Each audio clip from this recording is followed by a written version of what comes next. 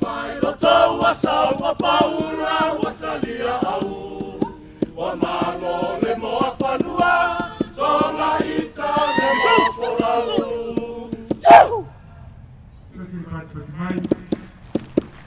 toka i ngā soifua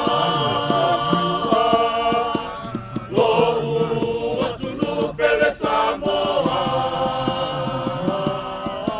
a krio oi le langi he maha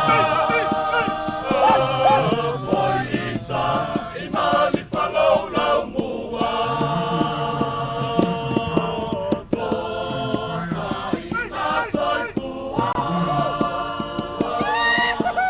lo ua tunu pele Samoa